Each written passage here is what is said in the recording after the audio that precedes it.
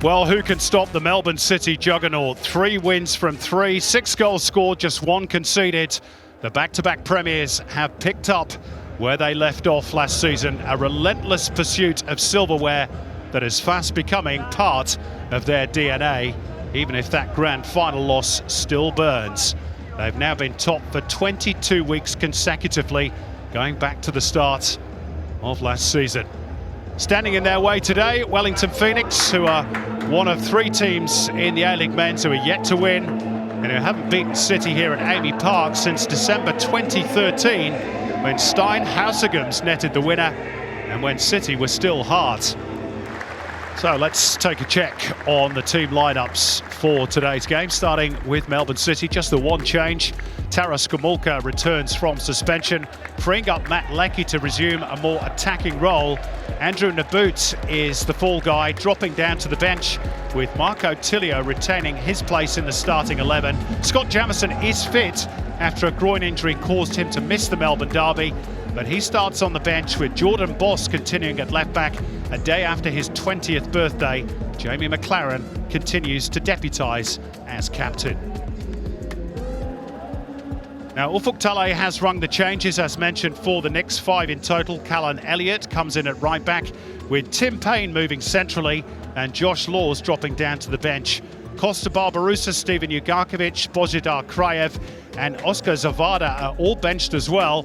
In come Nick Pennington, Ben Old, Jan Sass, who's back after serving his ban, and David Ball, who sees his first action of the campaign after recovering from that toe injury. Ollie Sale wears the skipper's armband. It's Valon Berisha, who's still searching for his first Melbourne City goal. He hasn't scored a league goal, incidentally, for any of his clubs in 4 years. I wonder if today is the day.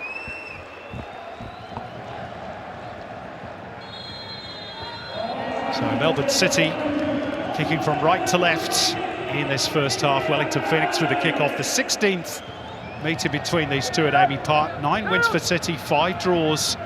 And as mentioned, Phil Moss, just that solitary win for the Phoenix in 2013. Could they change that today? They're big underdogs, aren't they? They certainly are, Simon. It's a huge statistic to overturn, isn't it? But there's no better time than the present. But as I said in the pre-game, there's probably no worse time to try and overturn that than the form that Melbourne City are in at the moment. They are irrepressible. And all those changes that Ufuk Talay has made, we mentioned that it might take time for them to find their groove, but in fairness to them, they've got Sass and David Old back, so they've got a bit of creativity in there as well. Nice readjustment by Clayton Lewis, who's made a decent start to this game.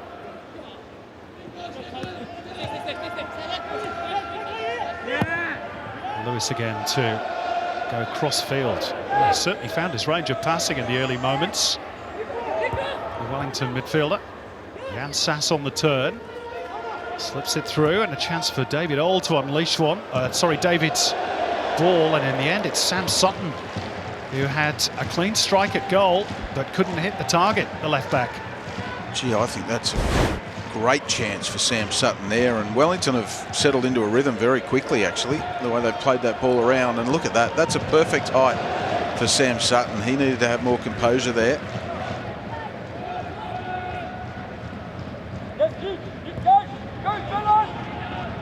Belated happy 20th birthday to Jordan Boss. Birthday yesterday. That's a nice ball through. And here's a chance for Ben Waine.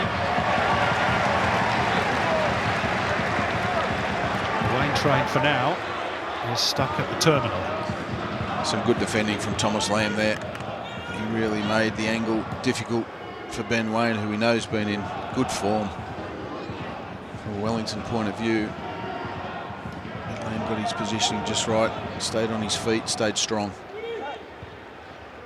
Phoenix turning down a bid from Plymouth Argyle in England for Ben Waine's services, saying that the bid wasn't high enough. I sort of rate that from the Knicks.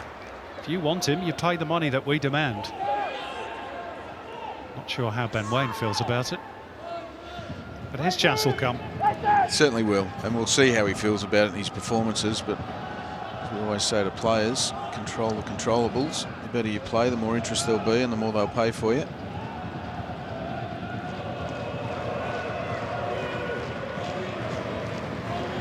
but I do rate that. Clayton Lewis, what a ball through, and Ben Wayne is one-on-one with Tom Glover, and he's put it wide. And I think the flag might have been up in any case against Wayne, but what a ball through from Clayton Lewis that was. Fantastic piercing pass, wasn't it, from Clayton Lewis? Questions will be asked about how one simple pass like that has cut through the Melbourne City defence. You can see Wayne just playing. I don't know whether he's offside there. He is. I think he's on. It's a hard angle for us to see. Old. Pennington.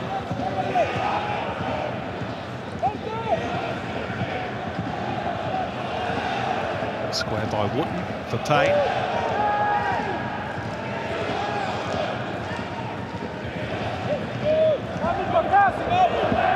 Elliott will look to get forward down the right when he can as well.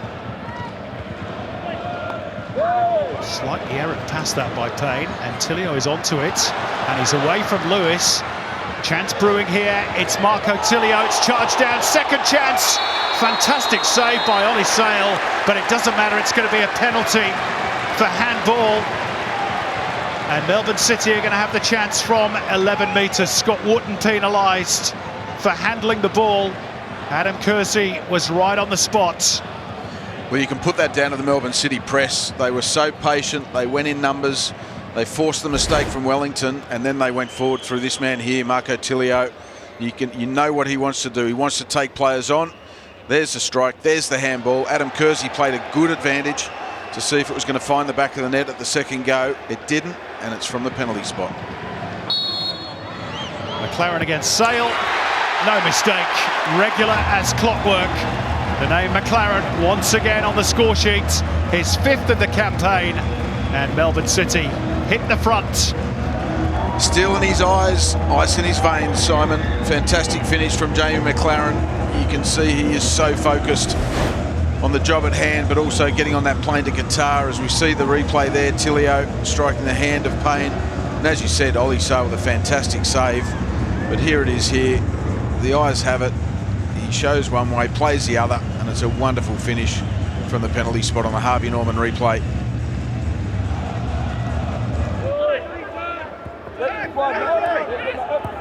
It's certainly a good tactic from Melbourne City to counteract that overload in midfield.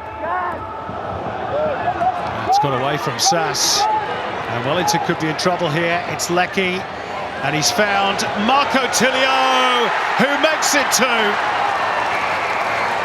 Super finish. He called for the ball when Leckie received it. The error from Jan Sass in midfield, and Wellington have been made to pay again. 2-0. And it's a first of the season for Marco Tilio. And what a wonderful finish it was, Simon. Really top level composure there from Tilio. As we see on the Harvey Norman replay, again Wellington overplaying in those tight areas. Melbourne City win the ball, and Leckie with a wonderfully weighted pass into the path of Tilio. Didn't have to readjust his run at all. You can see Leckie, he knows where the numbers are, he knows where the space is. Look at that for a weighted pass. Absolutely brilliant for Tilio to tuck away.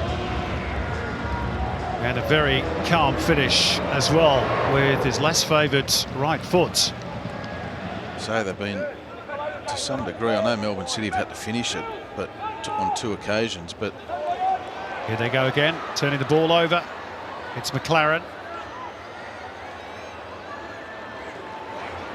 Tim Payne to retrieve the situation. I was just about to say, they've been the masters of their own undoing. They've been overplaying into the Melbourne City press, coughing up possession and conceding 2 goals.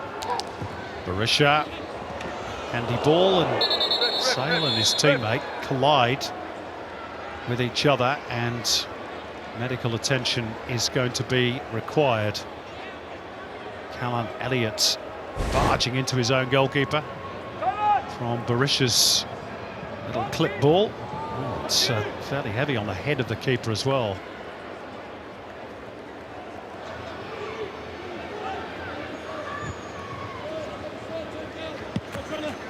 Lovely angle ball out towards Talbot. Leckie. Back by Gamulka for O'Neill. Now good. Looking to float it into that nice area for Callum Talbot, who got furthest forward. And he was trying to link up with Jamie McLaren. It's an awkward one to pick out of the air for the fullback. He did his absolute best to strain every sinew, Mossy. He certainly did. I think it was a better ball than he gave it credit for to start with. And that is half-time at Amy Park as the rain starts to come down in Melbourne. Jamie McLaren with his customary goal from the penalty spot after Tim Payne had handled Marco Tilio's shot. Tilio was to add his name to the score sheet in the 34th minute after being set up by Matt Leckie. Wellington started brightly, but Melbourne City have hunted in packs, and those two defensive mistakes have cost them dearly. Will Ufuk-Talay change things around at the interval? We shall see. But at the break, the home fans are fairly happy, apart from the rain. It's Melbourne City 2, Wellington Phoenix 0. After a pretty slow first 5 minutes for City, was something of a procession. Jamie McLaren and Marco Tilio with the goals. And as the second half gets underway, you'd imagine, Phil Moss, it's going to take something pretty special from Wellington Phoenix to deny them their fourth straight win at the start of the season. Yeah, they're in ominous form, aren't they, Simon? Melbourne City. It looks as though Ufuk-Talay has resisted the temptation to go to the bench at half-time, and I can understand that as well, looking for a reaction. But I dare say those players in a Wellington Phoenix shirt won't have longer than 10 minutes to show that reaction. If they don't show a reaction, their 9-year wait for a win over City at Amy Park will continue. Talking of those 4 straight wins, if it is to be that for City, last time they achieved that at the start of a season was back in 17-18. They didn't win the Premier's Plate though that year, finishing 3rd. So it's no guarantee of success, a strong start. This is Aidan O'Neill, a fancy to have a hit. Doesn't score too many goals and never looked likely to with that effort. And suffice to say, there was a couple of deathly looks from his teammates up front then.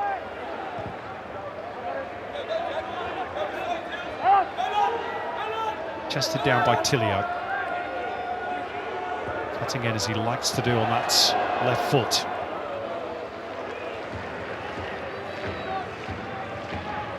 Leckie. Boss. O'Neill.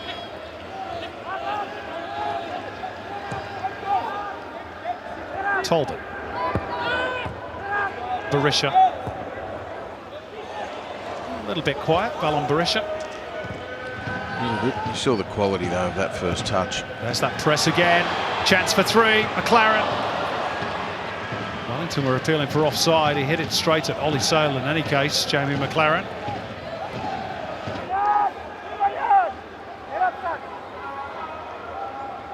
Here's David Ball. Wellington about to make 3 changes, we understand. David Ball is one of the numbers who's about to be called to be withdrawn. Ufuk-Talay perhaps feeling he can't wait too much longer. This is Lewis. Worked out wide by Ball, nicely too. In by Sutton. And there were 2 Wellington players arriving, Ben Old and Jan Sass. I fancy it was Old who got the final touch. Here are those changes. We're going to see the introduction of Costa Barbarouses, of Oscar Zavada, and of Bozidar Kraev at the expense of David Ball, Ben Wayne and Jan Sass. And I think they're changes really that Ufuk-Talay had to make. A little bit loose by O'Neill. Can Wellington profit, get back in the game? Barbarouses fouled by Lam. It's going to be a card for the Finnish defender.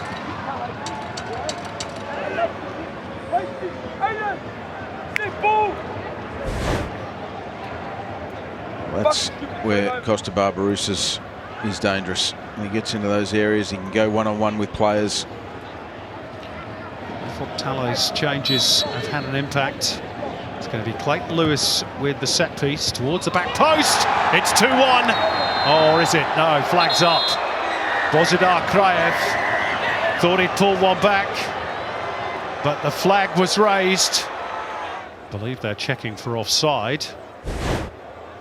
Let's have another look. Yep. Yeah, I think that'll be chalked off. Gee, fine margins. Yeah, Bozidar Kraev just going a fraction too early. Well, that's a pity for Wellington. It's a pity for Wellington. It's a warning for Melbourne City. They won't want to be giving away too many set pieces around their box, as we see that replay there and why it was chalked off.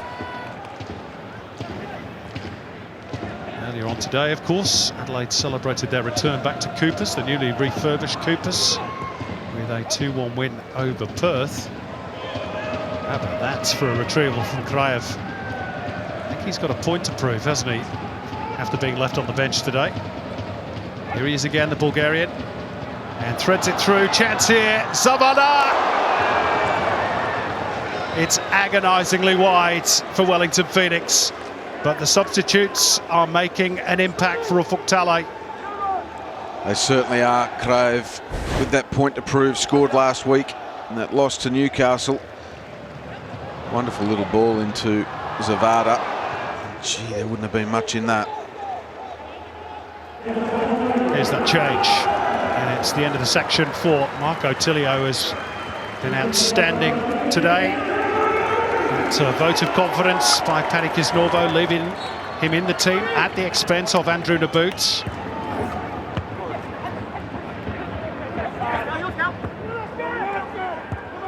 And he's rewarded him with a goal, and of course he played a big part in the opener as well.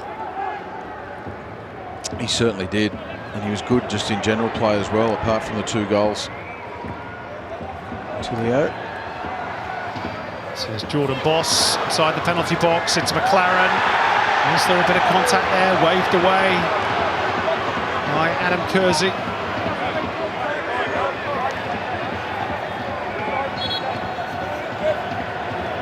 And he's just told Melbourne City to wait before this throw-in is taken whilst they consult the VAR. Adam Kersey waiting for instruction, and he's been called to have a look at the little screen, and I fancy this might be a penalty kick again. I think so. I think the momentum of Wooten took him into the legs of McLaren.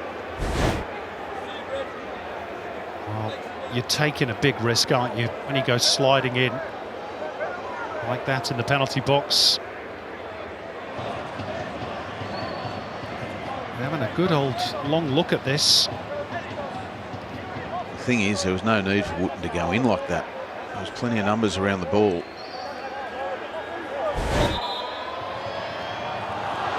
No penalty. There you go. I think the only thing that saved Wooten is the big question mark over whether McLaren had control of the ball. Pennington leaves it for Payne, or rather Elliott, I should say.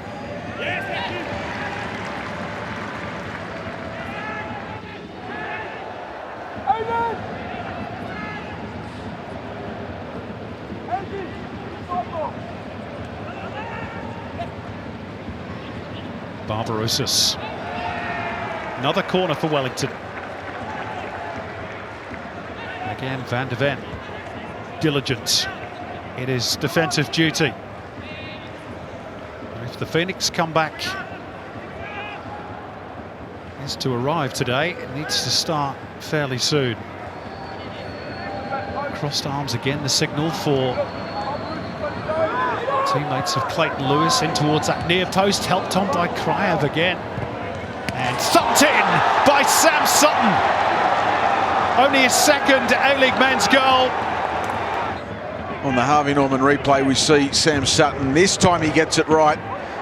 And the appeal was whether the offside player was impeding Thomas Glover, and I think Adam Kersey's got this one right, and good on him for making the decision without going to VAR. Here's a strike from behind on the Harvey Norman replay. Brilliant technique. Sutton. Garkovic again. Nor's Clayton Lewis threads the needle. Here's a big chance! It's 2-2! And it's you-know-who! Costa Barbarouses! Doesn't he love a goal against Melbourne City? The scourge of Derby's past returns to haunt Paddy Kisnorbo's team. His 13th goal in 29 games against City. And Wellington Phoenix have drawn level. Well, on the Harvey Norman replay, we see that combination play on the edge of the box. And what a wonderfully taken finish that was from Costa Barbarouses. Garkovic plays into a little pocket. You can see that, what a wonderful release that is into the left foot of Costa Barbarouses. And that is a poacher's finish from Barbarouses.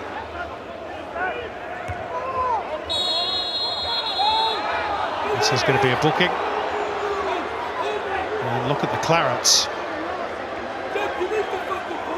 Thomas Lamb already in the book. He's off. Second yellow. Goes from bad to worse for Melbourne City. And the cuts that has appeared next to the eye of Costa Barbarouses suggests that perhaps the decision was right by Adam Kersey. What's your view on it, Phil Moss? Well, the elbow was definitely raised. I don't think it was a swinging elbow, but the elbow was cocked nonetheless. It looks as though it's connected with Costa Barbarouses in a tender part around the eye. And City will finish the game with 10 men. They've only got themselves to blame, as did Wellington, for giving up that 2-0 lead in the first half. I think it was quite naive to keep playing into the press of Melbourne City, and both goals coming in transition.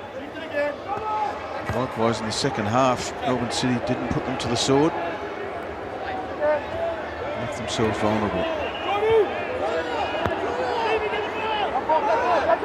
Wellington content, it seems, to run down the clock.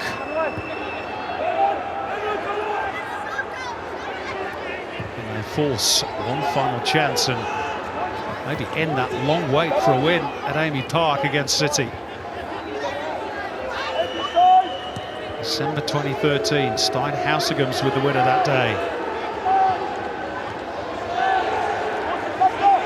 Kraev. Lewis. And still Clayton Lewis. And Glover needed 2 bites at it. And that is full time. What an extraordinary game of football we had. Wellington Phoenix looked dead and buried at half-time. They were 2-0 down, but the changes made by Ufuk Talay turned things around. And they managed to draw level with 2 goals in the last 10 minutes from Sam Sutton and Costa Barbarouses after Jamie McLaren's penalty, and Marco Tilio had put City in the driving seat. Thomas Lamb sent off late on. City's 100% record is ended by a resilient Wellington Phoenix.